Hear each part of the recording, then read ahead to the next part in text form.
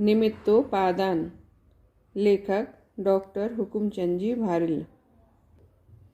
द्वितीय खंड निमित्तोपादान। कुछ प्रश्नोत्तर। आगम और परमागम के आलोक में किए गए उक्त अनुशीलन में निमित्त उपादान का स्वरूप यद्यपि बहुत स्पष्ट हो गया है, तथापि कुछ प्रश्न आत्मार्थियों के चित्त को आंदोलित करते ही रहते हैं। उक्त प्रश्नों के यथासंभव उत्तर भी यदि आगम और परमागम के आलोक में दिए जा सकें तो असंगत न होगा। यह विचार कर ही इस प्रश्नोत्तर खंड में कतिपय महत्वपूर्ण प्रश्नों के संदर्भ में ऊहापोह अपेक्षित है। प्रश्न: जिस प्रकार जब तक पुत्र ना हो तब तक किसी को पिता कहना संभव नहीं है, उसी प्रकार जब तक कार्य ना हो तब तक किसी को कारण कहना भी संभव नहीं है, क्योंकि कार्य के बिना कारण किसका, पुत्र के बिना पिता किसका। ऐसी स्थिति में विचारणीय बात यह है कि सम्यक दर्शन रूप कार्य तो करणलब्धि के भी उपरांत होता है और देशनालब्धि रूप कारण उसके बहुत समय पहले होता है। कम से कम अंतर मुहूर्त पहले तो होता ही है। अधिक से अधिक में तो भाव परिवर्तन, देह परिवर्तन भी हो सकता है, क्योंकि ऐसा भी होता है कि देशना पूर्व भव में प्राप्त हुई हो और सम्यक दर्शन उत्तर भव में उत्पन्न हो। ऐसे सम्यक दर्शन को ही निसर्गज सम्यक दर्शन कहते हैं।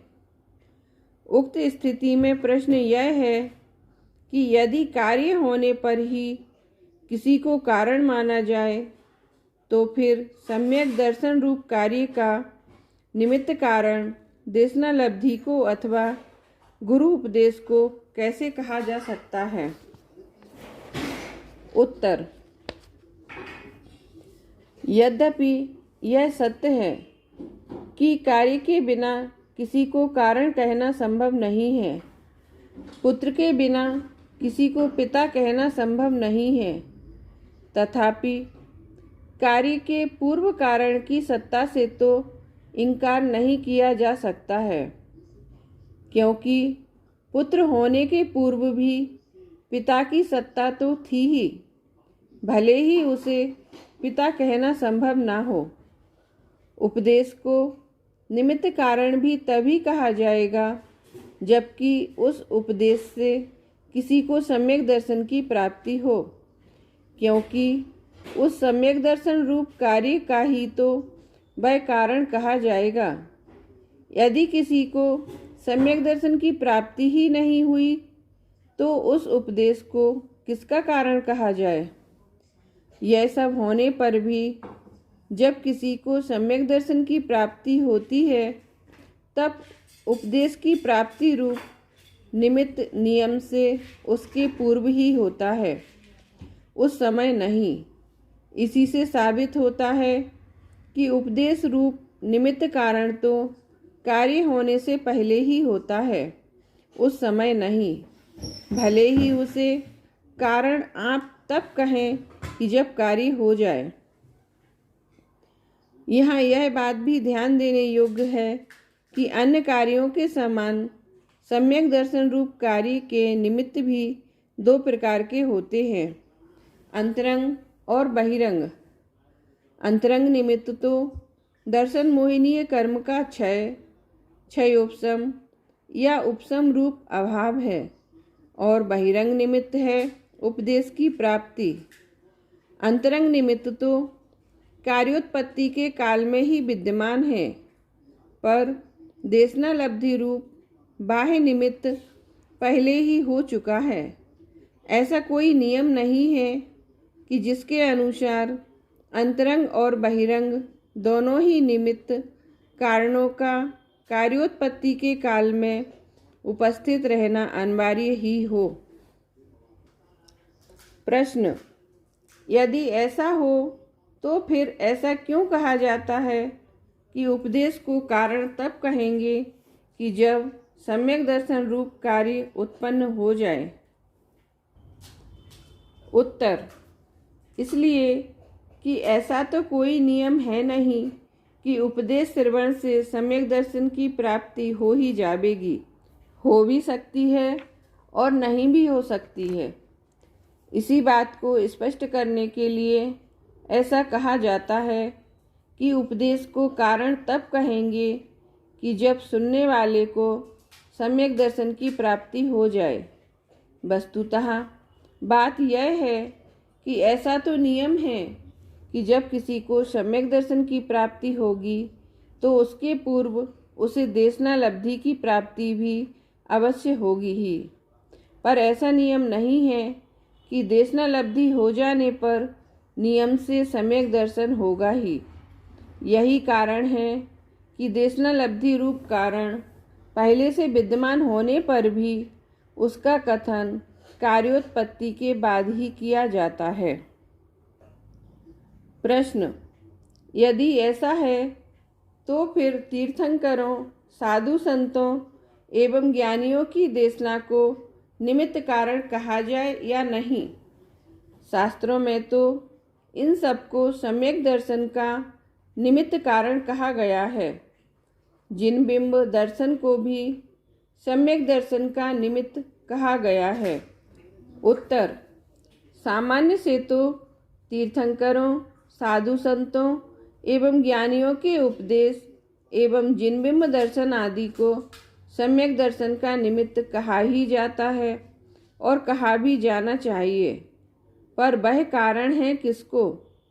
उसी को ना, कि जिसको सम्यक दर्शन की प्राप्ति हुई हो। इसलिए जब उनके निमित्त से किसी व्यक्ति विशेष को सम्यक दर्शन की प्राप्ति होती है तब उस सम्यक दर्शन रूप कार्य का कारण उनके उपदेश को कहा जाता है। सामान्य और विशेष कथन में यह अंतर पड़ता ही है।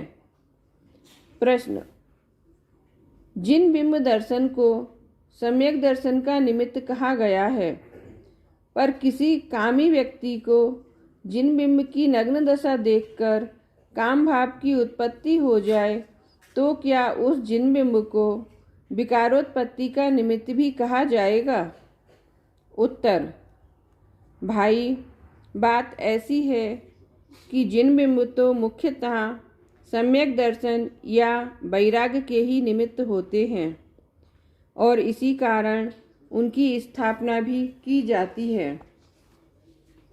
तथापि किसी कामी को उन्हें देखकर काम भाव की उत्पत्ति हो गई हो तो निमित्त उपादान मीमांसा में तो उसे बहिरंग निमित्त कहा ही जाएगा। पर सामान्यतः जिन बिंब को सम्यक दर्शन ज्ञान चारित्र का ही निमित्त कहा जाता है। सामान्य कथन और विशेष कथन के अंतर को पहचानना चाहिए। वैसे तो वेश्या विकार का ही निमित्त मानी गई है, पर किसी को वेश्या की वृत्ति देखकर वैराग्य हो जावे तो क्या वेश्याओं को वैराग्य का निमित्त मानकर उन्हें धर्म स्थानों में स्थान दिया जाएगा? नहीं, कदापि नहीं। धर्म स्थानों में तो वैराग्य के निमित्तों के रूप में वीतरागी जिन बिंबों को ही स्थापित किया जाता है और किया जाता रहेगा। प्रश्न, आप कहें चाहे ना कहें, पर वह वेश्या वैराग्य की निमित्त तो बन ही गई। इसी प्रकार वह वीतरागी नग्न दिगंबर जिनबिंब भी विकार का निमित्त बन गया। उत्तर, उस कार्य में उसकी निमित्तता से कौन इनकार करता है? पर जब सद निमित्तों की संगति में रहने की बात कही जाएगी तो वैराग्य के लिए ज्ञानी धर्मात्माओं की संगति में रहने का ही उपदेश दिया जाएगा, किसी वेश्या की संगति में रहने का नहीं।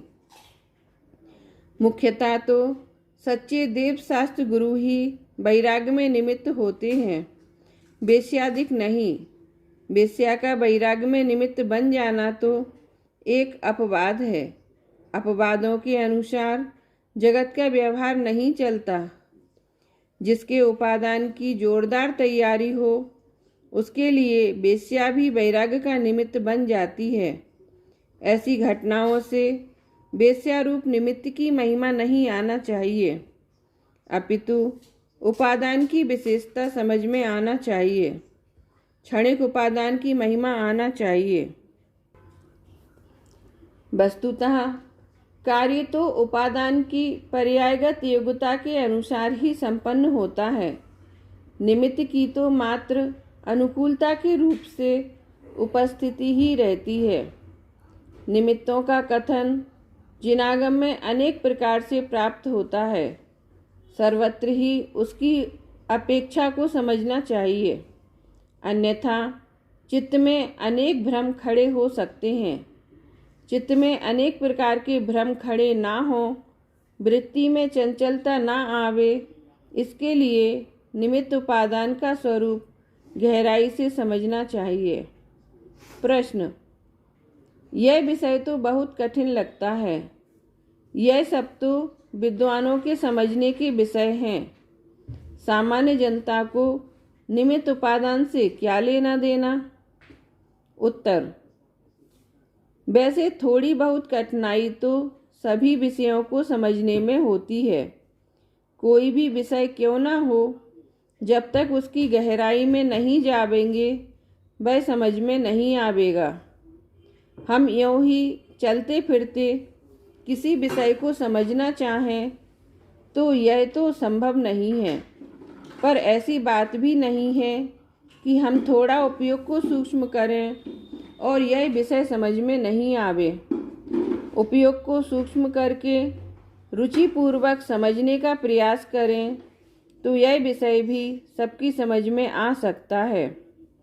यह सोचना ही सबसे बड़ी बाधा है कि यह तो विद्वानों का विषय है।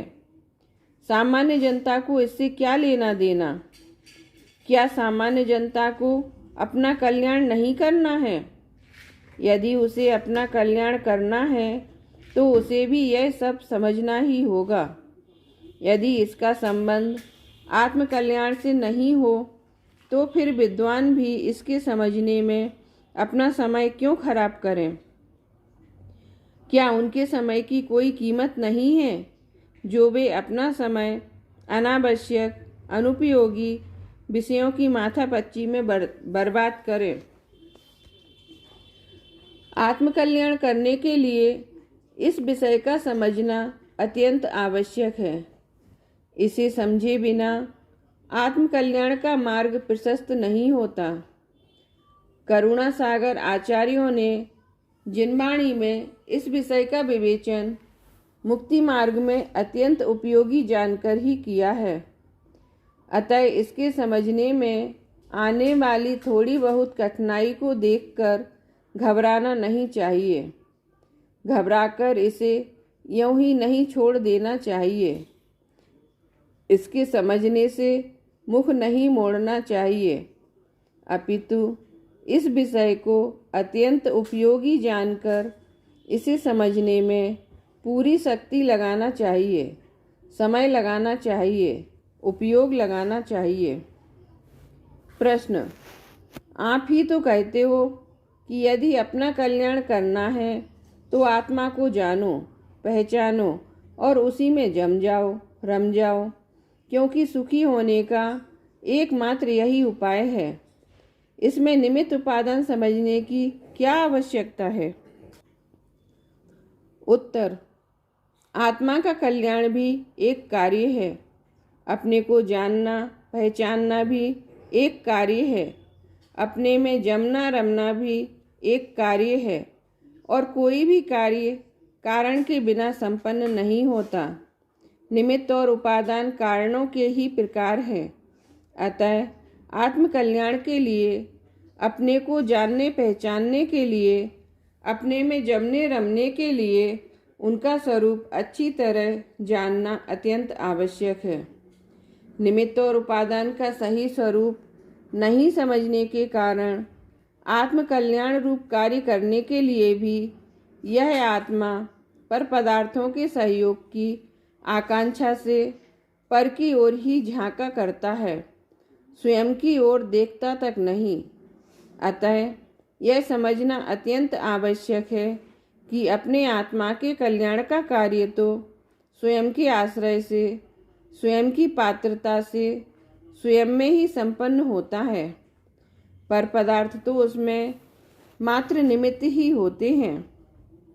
जब द्रव्य स्वभाव में पर्यायगत पात्रता का परिपाक होता है तो निमित्त भी सहज ही उपस्थित रहते हैं।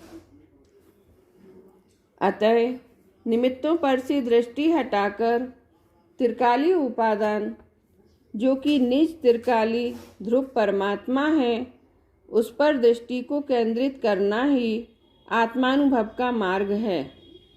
यह कार्य भी पर्यायगत योग्यता के सद्भाव में सहज भाव से ही संपन्न होता है। इसके लिए भी आकुलित होने से कोई कार्य नहीं होता।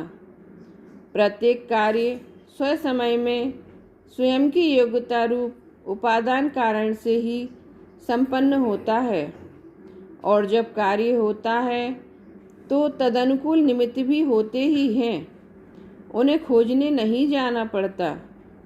इस प्रकार आत्मकल्याण रूप कार्य में निमित्त उपादान की संधि का सम्यक ज्ञान हो जाने पर दृष्टि पर पदार्थों से हटकर स्वभाव सम्मुख होती है और आत्मानुभूति प्रकट होती है। आत्मानुभूति के काल में निश्चय सम्यक दर्शन ज्ञान चारित्र की उत्पत्ति रूप मोक्ष मार्ग प्रकट होता है।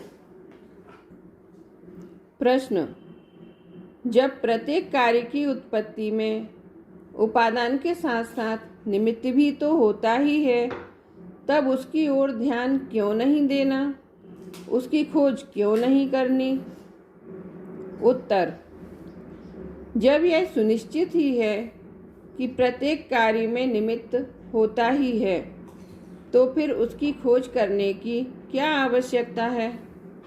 प्रत्येक पदार्थ जब पर्यायगत योग्यता के कारण विवक्षित पर्याय धारण करता है, तब उसके योग्य निमित्त भी होता ही है। जब भगवान महावीर का जीव 16वें स्वर्ग से चलकर तीर्थंकर रूप में मनुष्य भाव धारण कर रहा था, तो माँ के रूप में त्रिशला और पिता के रूप में सिद्धार्थ सहज भाव से उपस्थित ही थे। क्या महावीर के जीव ने उनकी खोज की थी? कोई भी व्यक्ति जब मनुष्य भाव धारण करता है तो बिना माँ बाप के तो धारण करता नहीं, पर क्या उन्हें माँ बाप की खोज करनी पड़ती है?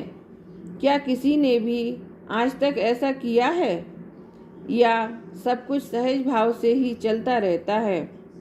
जिस प्रकार माँ बाप की खोज के बिना ही प्रत्येक मानव को जन्म के काल में अपनी योग्यतानुसार माँ बाप उपलब्ध रहते ही है, उसी प्रकार प्रत्येक आत्मार्थी को आत्मानुभूति के काल में या उसके पूर्व में सुयोग्य निमित्त सहज भाव से उपलब्ध रहते ही हैं, उन्हें खोजने कहीं जाना नहीं पड़ता। महावीर के जीव की शेर की पर्याय में जब पात्रता पकी तो निमित्त रूप में युगल मुनिराज सहज भाव से उपस्थित ही थे। उनका संयोग मिलाने के लिए शेर ने क्या प्रयत्न किया था? ज्ञानियों के संपर्क में जीवन भर निरंतर रहने वाले लोग क्या सभी सम्यक दर्शन प्राप्त कर ही लेते हैं? हमने और आपने ऐसे अनेक लोगों को देखा है कि जो जीवन भर ज्ञानियों के संपर्क में रहे, उनकी सेवा करते रहे,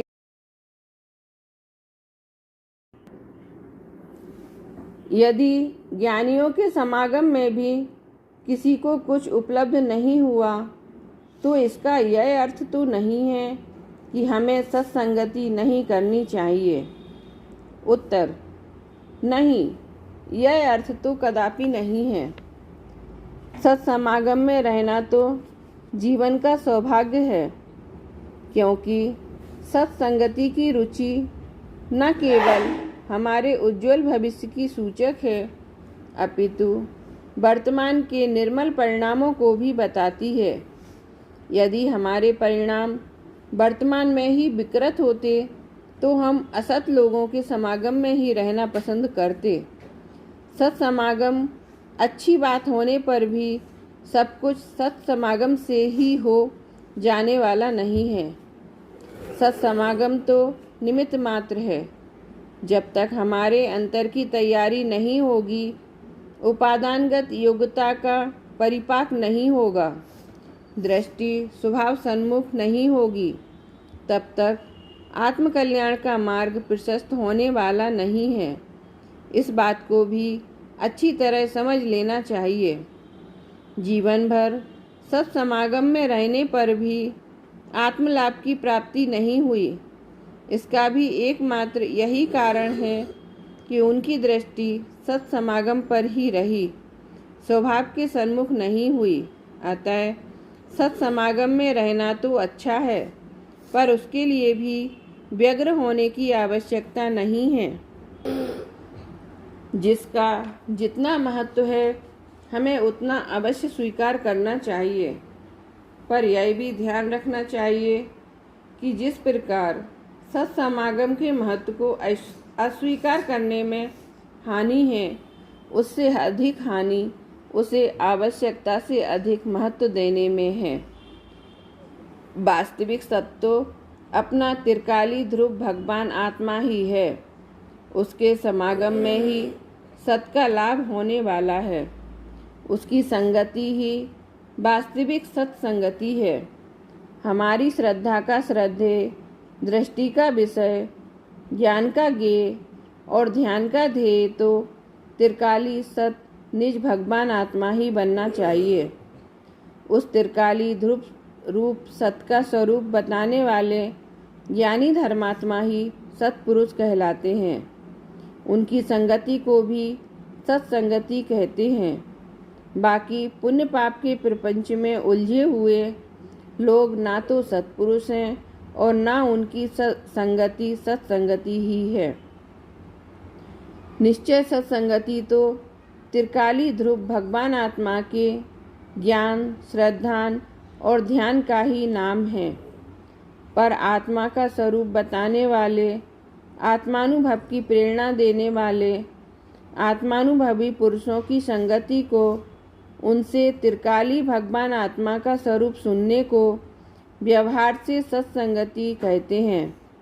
मात्र उनकी सेवा टहल करते रहने को तो व्यवहार से भी सत्संगति नहीं कहा जा सकता है। अतः हमारा तो यही कहना है कि निश्चय सत्समागम के उद्देश्य से व्यवहार सत्समागम करना भी अच्छा ही है। प्रश्न: क्या त्रिकाली ध्रुव भगवान आत्मा का स्वरूप बताने वाले ही सज्जन हैं, सत्पुरुष हैं? शेष सब सज्जन नहीं हैं, सत्पुरुष नहीं हैं। लोक में तो ऐसे हजारों महापुरुष हैं और हो गए हैं कि जो लोगों को दया दान का उपदेश देते हैं, परोपकार की प्रेरणा देते हैं, यहाँ तक कि जिन्होंने जगत के लोगों की सुख सुविधा के लिए अपना संपूर्ण जीवन ही समर्पित कर दिया है। क्या वे सज्जन नहीं हैं? क्या वे सत्पुरुष नहीं हैं? उत्तर: क्यों नहीं, वे भी सज्जन हैं, पर वे सब लौकिक सज्जन हैं। किंतु यहाँ बात लोकोत्तर मार्ग की चल रही है। लोकोत्तर मार्ग में तो उन्हीं को सत्पुरुष कहा जाता है जो मुक्ति के मार्ग पर स्वयं चलते हों और जगत को भी मुक्ति का मार्ग बताते हों, जगत को मुक्ति के मार्ग पर चलने की प्रेरणा देते हों। मुक्ति के मार्ग पर चलने की क्रिया प्रक्रिया स्वाधीन क्रिया है, स्वाधीन प्रक्रिया है। अतः वह उपादान के आश्रय से ही संपन्न होती है, निमित्त के आश्रय से नहीं। आत्मकल्याण का महान काम जिस उपादान के आश्रय से जिस उपादान को ध्यान का ध्येय और श्रद्धान का श्रद्धेय बनाने से संपन्न होता है, वह त्रिकाली उपादान तो प्रत्येक व्यक्ति का स्वयं का त्रिकाली निज भगवान आत्मा ही है। उसे ही ध्येय बनाने वाली ध्यान पर्याय, उसे ही ज्ञान बनाने वाली ज्ञान पर्याय और उसमें ही अपनापन स्थापित करने वाली श्रद्धान पर्याय क्षणिक उपादान है। अतः त्रिकाली उपादान रूप निज भगवान आत्मा का स्वरूप बताने वाले ज्ञानी पुरुष ही वे सत्पुरुष हैं जिनका उपदेश मुक्ति के मार्ग में निमित्त बनता है तथा इसी कारण वे भी निमित्त कहलाते हैं। पर ध्यान रहे, उनका भी वही उपदेश वास्तविक निमित्त है जो त्रिकाली ध्रुव भगवान आत्मा के स्वरूप को स्पष्ट करने के लिए दिया गया हो, आत्मा के अनुभव करने की प्रेरणा के लिए दिया गया हो और उसके कारण ही उन्हें मुक्ति के मार्ग में निमित्त रूप से स्वीकार किया गया है। जिन लोगों को उस त्रिकाली ध्रुव परमात्मा का परिचय ही नहीं है, जिनकी वाणी में उसकी चर्चा तक नहीं आती, अपितु जो उसका नाम सुनकर, उसकी चर्चा सुनकर भड़क उठते हैं, उद्वेलित हो जाते हैं, अशांत हो जाते हैं, उसकी चर्चा करने वालों को भला बुरा कहने लगते हैं, उनके लिए तो अभी दिल्ली बहुत दूर है। वे स्वयं ही उस परम तत्व से अपरिचित हैं। अतः वे मुक्ति मार्ग के सत्पुरुष कैसे हो सकते हैं? जिन्हें त्रिकाली सत का परिचय नहीं, वे सत्पुरुष नहीं, उनकी संगति भी सत्संगति नहीं है। मुक्ति के अभिलाषी आत्मार्थी को सत्संगति तो अवश्य करना चाहिए, पर सत्संगति का सच्चा स्वरूप समझकर सत्पुरुष की पहचान कर ही उसके प्रति समर्पित होना चाहिए, अन्यथा भ्रमित हो जाने की संभावना भी कम नहीं है। सत्पुरुष की सच्ची पहचान ही यही है कि जो त्रिकाली ध्रुव रूप निज परमात्मा का स्वरूप बताए और उसी के शरण में जाने की प्रेरणा दे, वही सत्पुरुष है। दुनियादारी में उलझाने वाले, जगत के प्रपंच में फंसाने वाले पुरुष कितने ही सज्जन क्यों ना हो, सत्पुरुष नहीं हैं। इस बात को अच्छी तरह समझ लेना चाहिए। इस बात का भी ध्यान रखना बहुत जरूरी है कि हम सत्संगति के नाम पर असत संगति में ही ना पड़े रहें, अन्यथा यह अत्यधिक मूल्यवान मानव जीवन यूं ही चला जाएगा। भव का अंत नहीं आवेगा।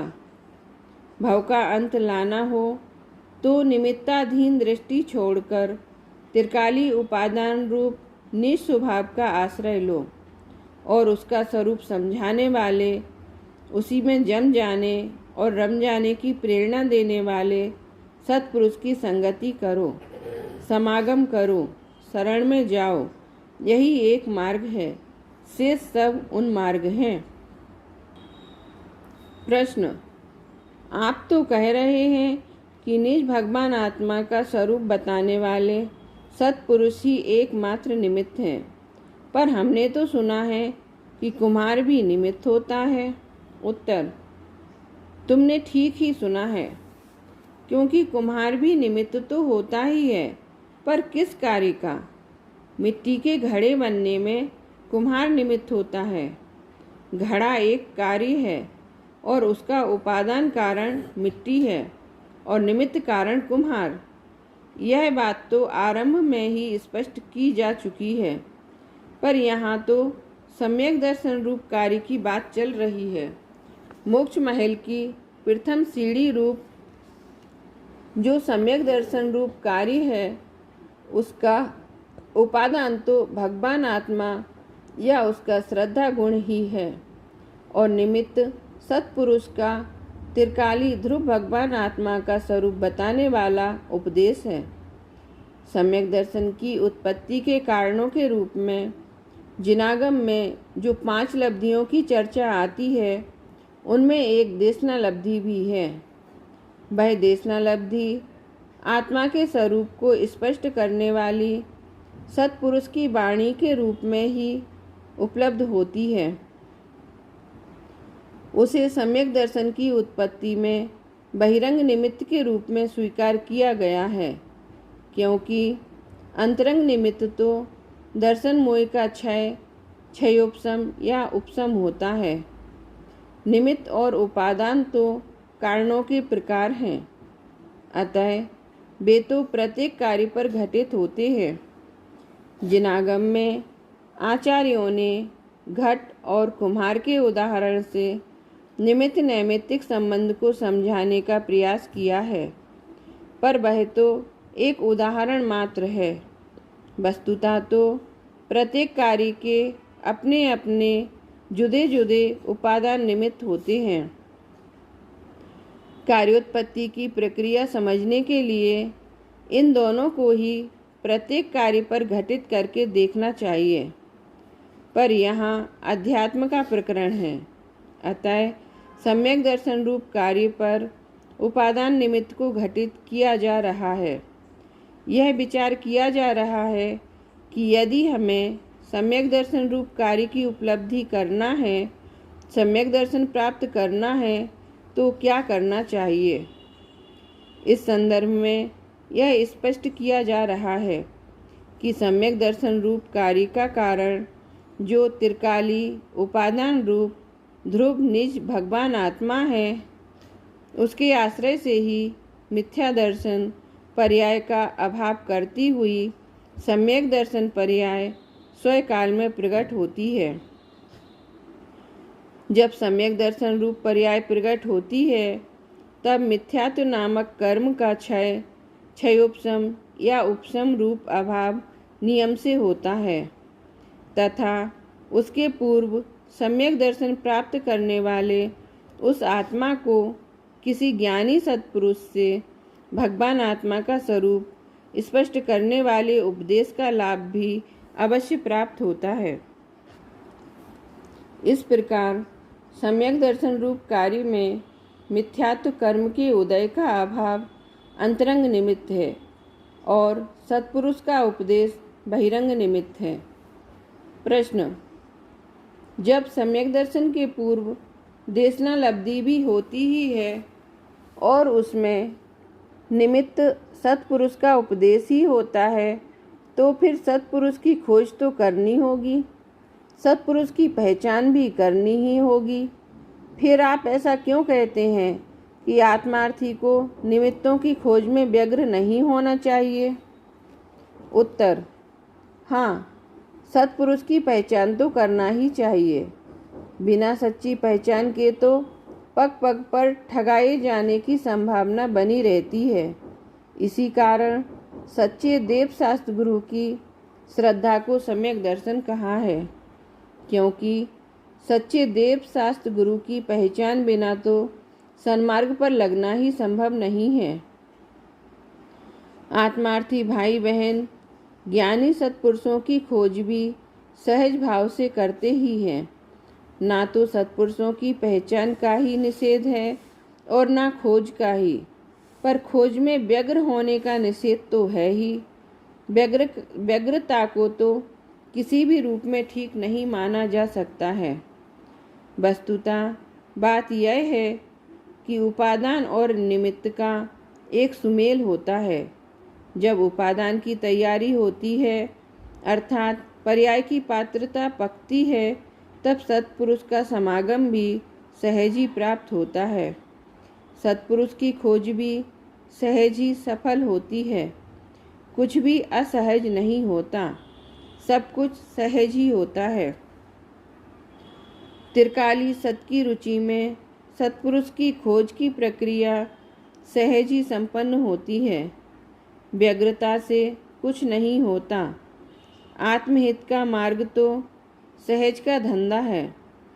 सत्पुरुष की शोध भी सहज और त्रिकाली ध्रुव की अनुभूति प्रतीति भी सहज, सब कुछ सहज ही सहज है।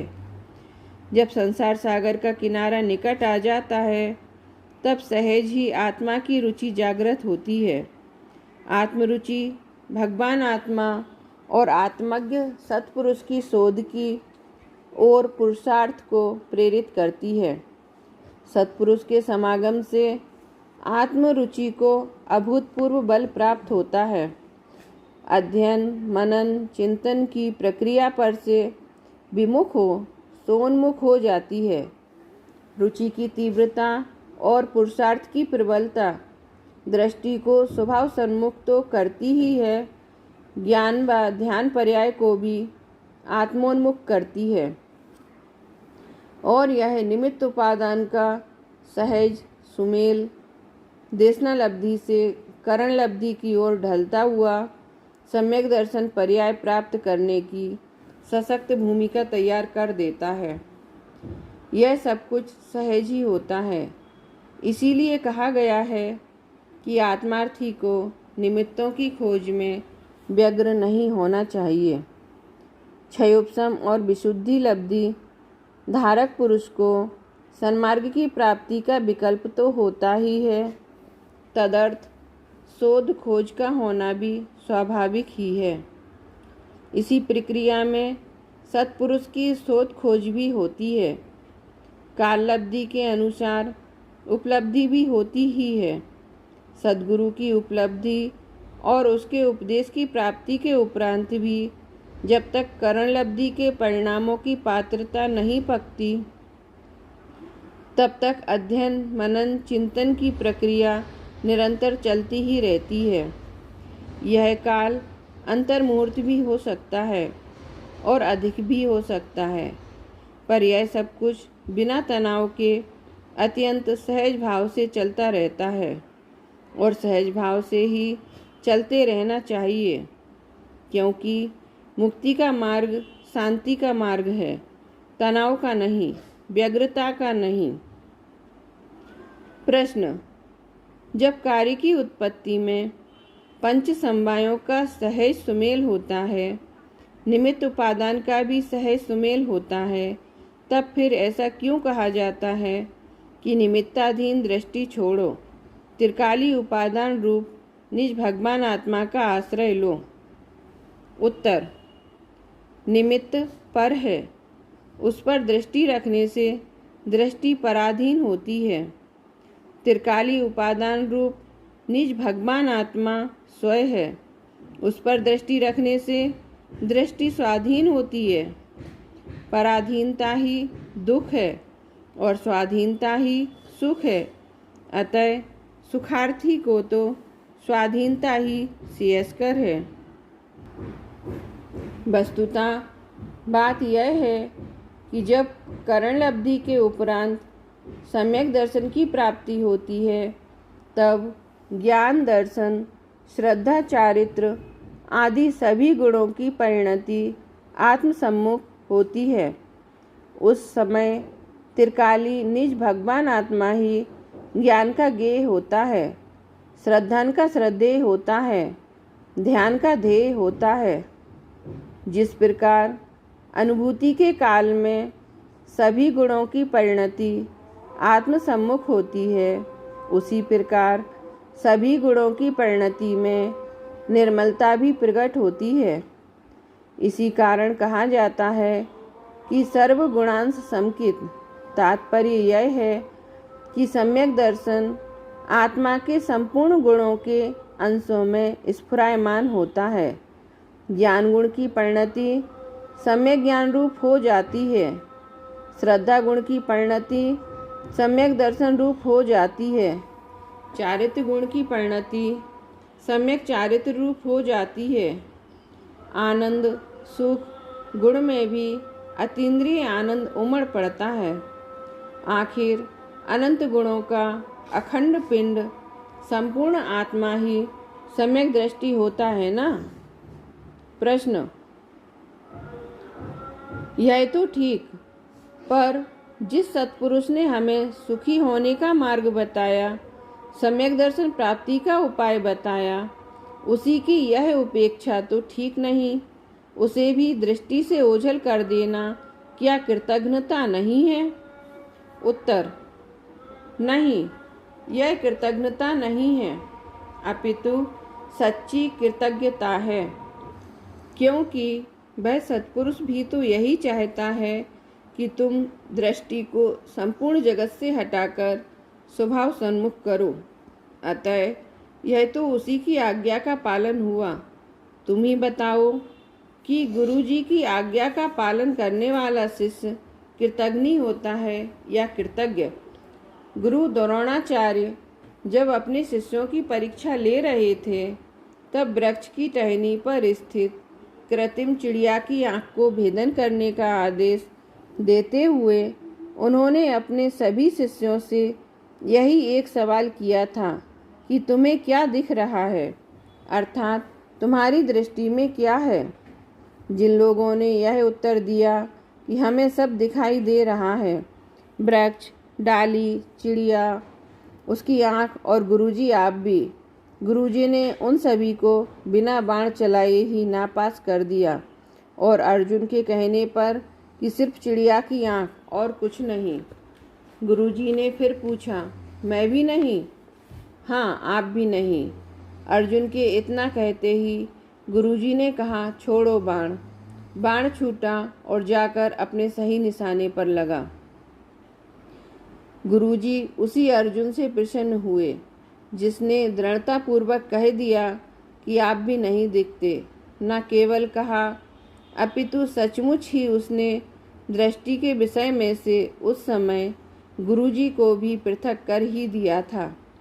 लक्ष्य भेद का यही एक उपाय है। अर्जुन का कृत्य गुरु की उपेक्षा नहीं, सर्वाधिक सम्मान था, क्योंकि उसने सच्चे अर्थों में गुरुजी की आज्ञा का पालन किया था।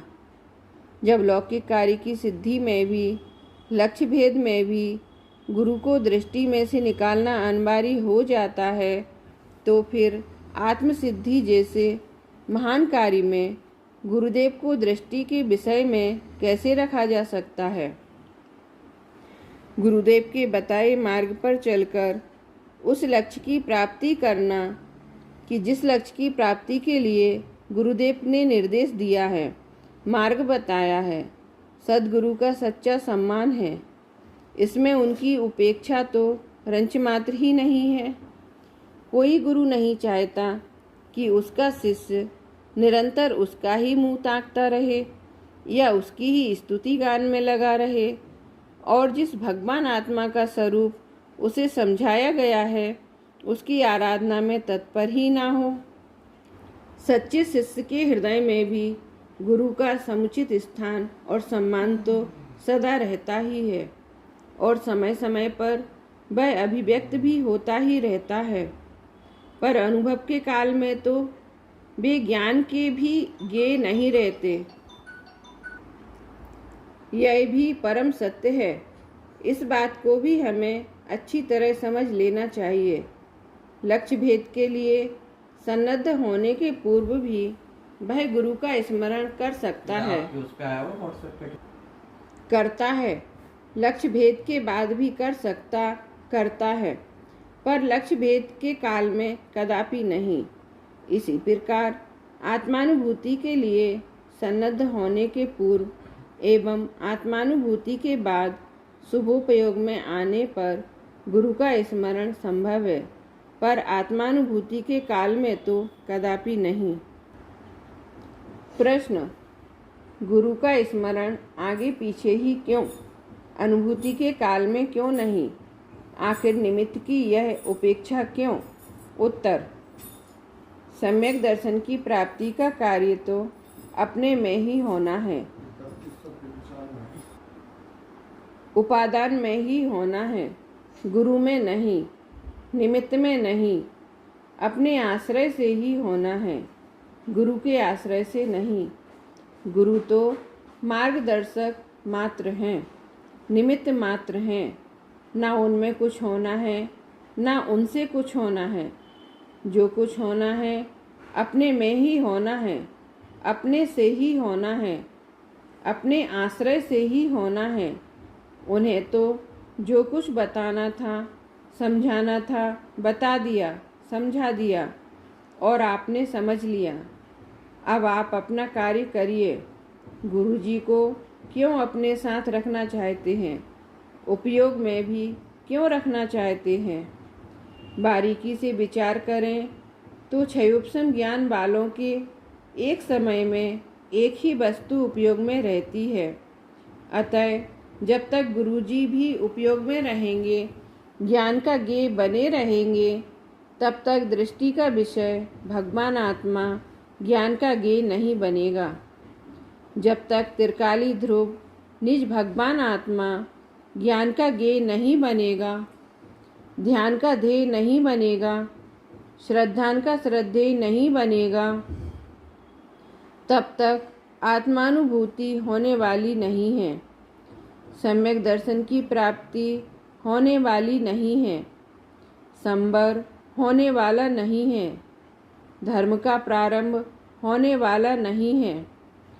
धर्म के आरंभ करने की विधि ही यह है कि पहले गुरु उपदेश पूर्वक विकल्पात्मक क्षयोपम ज्ञान में निज शुद्धात्म तत्व का स्वरूप समझे, सम्यक निर्णय करे। उसके उपरांत गुरु आदि समस्त पर पदार्थों से उपयोग हटाकर उपयोग को आत्म सम्मुख करे और आत्मा में ही तन्मय हो जावे। यह आत्म तन्मयता ही आत्मानुभूति का उपाय है, आत्मानुभूति है। यही धर्म का आरंभ है, यही संवर है।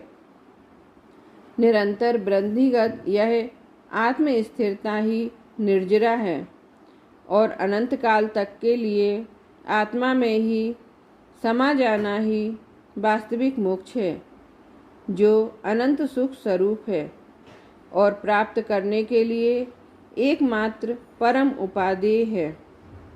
प्रश्न: अनुभूति के काल में न सही पर आगे पीछे तो बारंबार गुरु के नाम का उल्लेख करना ही चाहिए ना? पर आप यह आरोप लगाया जाता है कि आप दूसरों की अपेक्षा गुरुदेव श्री के नाम का उल्लेख कम करते हैं। इस संबंध में आपको क्या कहना है? उत्तर: कम करते हैं, पर करते तो हैं ना। करते हो ऐसी बात तो नहीं है ना। अरे भाई, इन राग देश की बातों से क्या लाभ है? हमारा तो इतना ही कहना है कि बात बात में गुरु के नाम के उल्लेख को ही गुरु भक्ति समझने वालों और बात बात में गुरु का नाम ना लेने वालों को, गुरुद्रोही कहने वालों को इस बात पर विशेष ध्यान देना चाहिए कि आचार्य कुंद एवं आचार्य अमृतचंद जैसे समर्थ आचार्यों ने अपने गुरु के नाम का कहीं भी उल्लेख तक नहीं किया। क्या उनके कोई गुरु ही ना रहे होंगे? क्या उनके हृदय में अपने गुरु के प्रति श्रद्धा ना होगी? ऐसा तो संभव ही नहीं है। अरे भाई, श्रद्धा तो हृदय की चीज़ है, भाई दूसरों को दिखाने के लिए नहीं होती। श्रद्धा को भुनाने वाले लोग इस तथ्य को नहीं समझ सकते। ना तो हम यथा समय गुरुदेव श्री के नामोल्लेख से कभी चूकते ही है और ना ही बात बात में उन्हें बीच में लाकर उनके नाम को भुनाने की कोशिश ही करते हैं। प्रश्न: प्राप्त करने के लिए परम उपादेय अनंत सुख स्वरूप मोक्ष की प्राप्ति के लिए निमित्त उपादान के स्वरूप समझने की क्या आवश्यकता है? तात्पर्य यह है कि निमित्त उपादान के स्वरूप समझने से वास्तविक लाभ क्या है, क्योंकि जब तक इसके वास्तविक लाभ और उपयोगिता ख्याल में नहीं आवेगी, तब तक इसके समझने के लिए रुचि जागृत नहीं होगी, चित्त उल्लसित नहीं होगा। उत्तर: यह कहना तो एकदम सत्य है कि जब तक किसी कार्य की उपयोगिता और लाभ स्पष्ट नज़र नहीं आते, तब तक उस कार्य में उत्साहपूर्वक प्रवृत्ति नहीं होती और उत्साहपूर्वक प्रवृत्ति के बिना कार्य में सफलता भी प्राप्त नहीं होती। अतः निमित्त उपादान के जानने की उपयोगिता और उनके जानने से होने वाले लाभों से परिचित होना अत्यंत आवश्यक है। प्रत्येक प्राणी के माथे पर सर्वाधिक बोझा कर्तृत्व बुद्धि का है।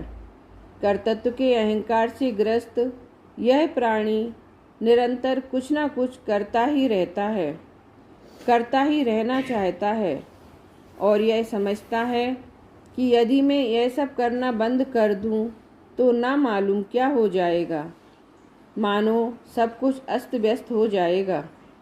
इस कर्तृत्व के बोझ के नीचे प्रत्येक प्राणी दबा जा रहा और निरंतर आकुल व्याकुल हो रहा है। इसे यह विचारने की फुर्सत नहीं है कि जिस बोझ से मैं दबा जा रहा हूँ वह बोझा वास्तविक है या कोरी कल्पना मात्र है। निमित्त उपादान का स्वरूप समझने से यह बात अत्यंत स्पष्ट हो जाती है कि प्रत्येक पदार्थ स्वयं के परिणमन का ही करता है। अन्य पदार्थों के परिणमन में तो वह निमित्त मात्र ही होता है, कर्ता धर्ता कुछ भी नहीं है। इस प्रकार उसके माथे से पर के कर्तृत्व का बड़ा भारी बोझा सहज ही उतर जाता है और वह अपने आप में बहुत हल्कापन अनुभव करता है। इसी प्रकार जब वह यह जान लेता है कि मेरे भले बुरे का संपूर्ण उत्तरदायित्व मेरा ही है, मेरे परिणमन में पर पदार्थ तो निमित्त मात्र हैं, उनका कोई भी हस्तक्षेप मेरे में नहीं होता, तो इस आत्मा का अनंत भय तो समाप्त हो ही जाता है। दूसरों के प्रति होने वाला द्वेष भाव भी कम हो जाता है, समाप्त सा ही हो जाता है, क्योंकि दूसरे पदार्थों से द्वेष तो इस कारण ही होता था कि यह समझता था कि इसने मेरा बुरा किया है। जब इसने जान लिया कि मेरे बुरे होने में इसका रंच मात्र भी योगदान नहीं है, तो सहज भाव से ही उसके प्रति द्वेष समाप्त हो जाता है।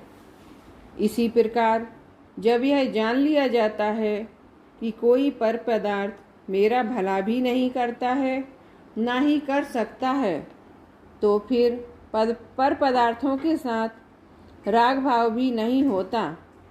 पर पदार्थों से राग द्वेष होने के पीछे मूल कारण तो यह मूढ़ भाव मिथ्यात्व होता है कि मैं पर का भला बुरा कर सकता हूँ, करता हूँ, या पर पदार्थ मेरा भला बुरा कर सकते हैं, करते हैं। यह मूढ़ भाव ही अनंत आकुलता का कारण है। निमित्त उपादान का सच्चा स्वरूप समझ में आ जाने से यह मूढ़ भाव समाप्त हो जाता है और फिर उस मूढ़ भाव से होने वाली आकुलता भी नहीं होती।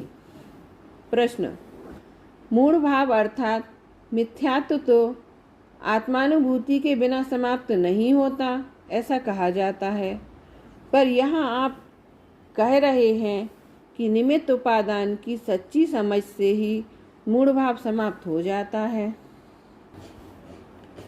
उत्तर: निमित्त उपादान का स्वरूप समझने से निमित्ताधीन दृष्टि समाप्त हो जाती है।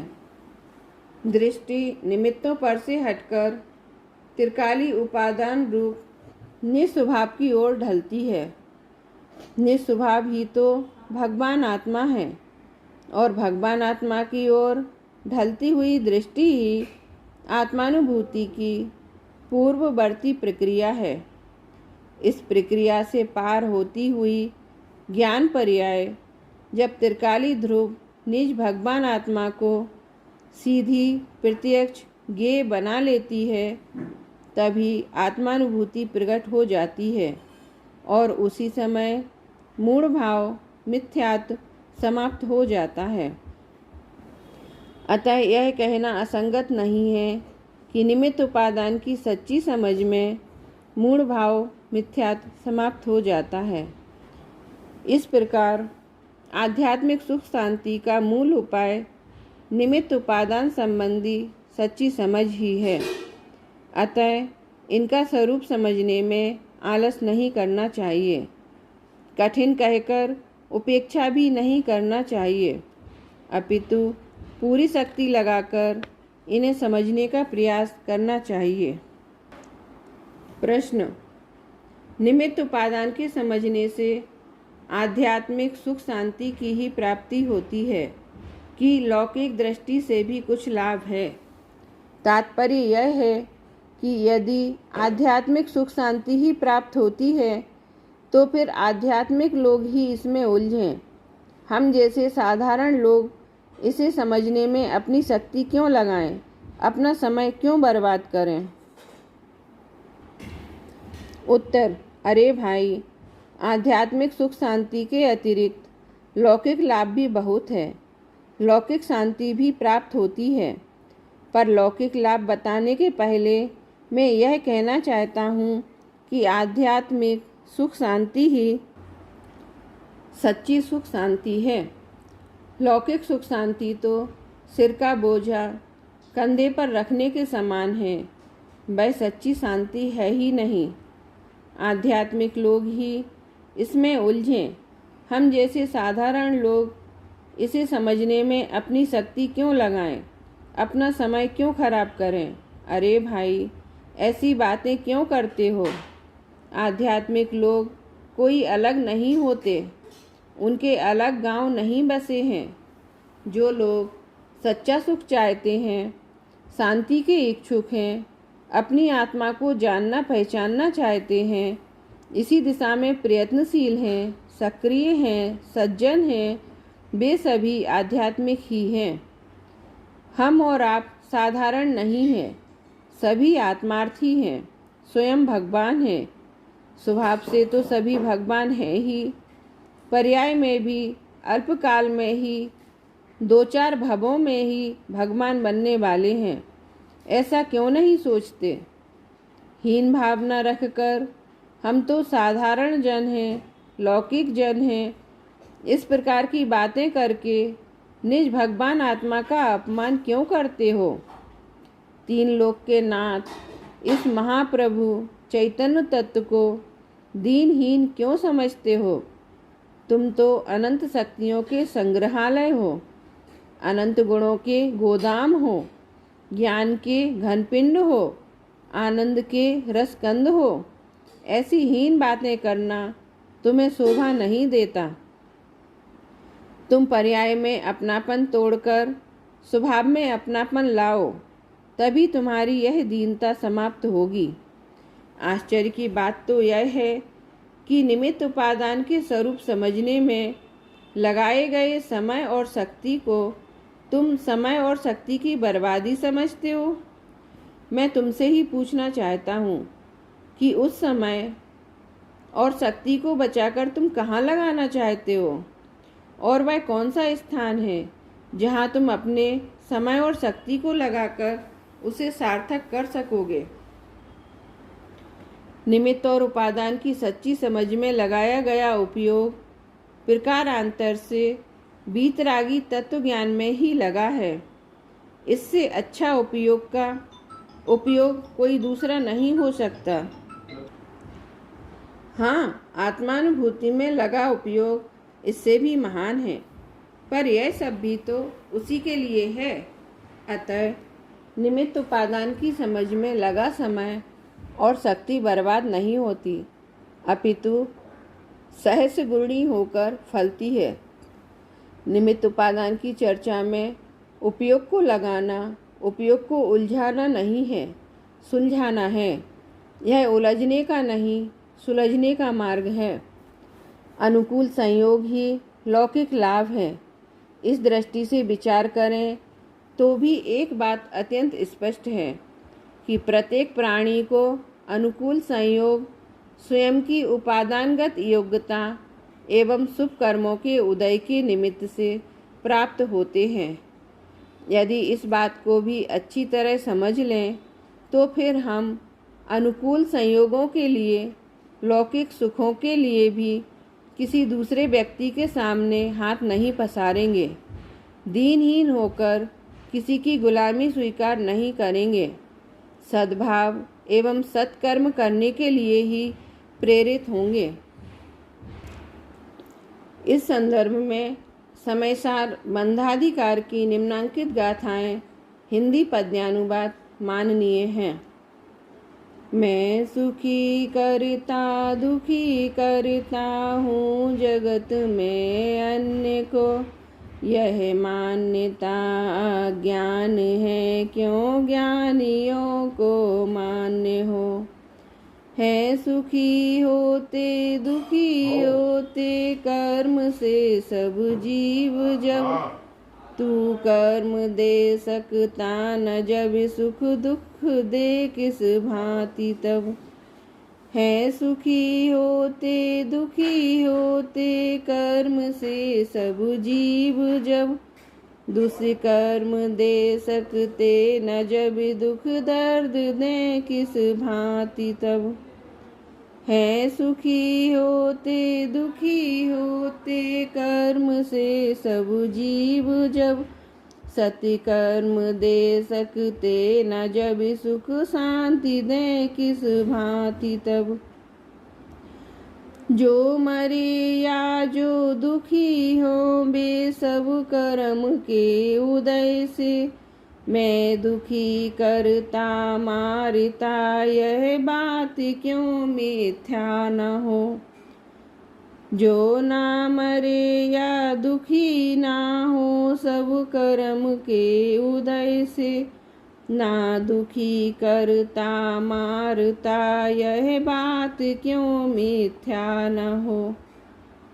मैं सुखी करता दुखी करता हूँ जगत में अन्य को, यह मान्यता ही मूढ़ मति शुभ अशुभ का बंधन करे। मैं सुखी करता दुखी करता बांधता या छोड़ता, यह मान्यता है मूढ़ मति मिथ्या निरर्थक जानना। जिए बंधे अध्यवसान से शिव पथ गमन से छूटते, गहराई से सोचो जरा पर में तुम्हारा क्या चले। उक्त गाथाओं में जो कुछ कहा गया है उससे यह बात अत्यंत स्पष्ट हो जाती है कि तुम्हारा पर पदार्थों में कुछ भी नहीं चलता और तुम दूसरों को सुखी दुखी कर सकते हो या बांध छोड़ सकते हो, अथवा दूसरे तुम्हें सुखी दुखी कर सकते हैं या बांध छोड़ सकते हैं। यह मान्यता एकदम झूठी है, निरर्थक है, क्योंकि प्रत्येक प्राणी का जीवन मरण और सुख दुख उसकी पर्यायगत योग्यता एवं उसके कर्मोदयानुसार ही होते हैं।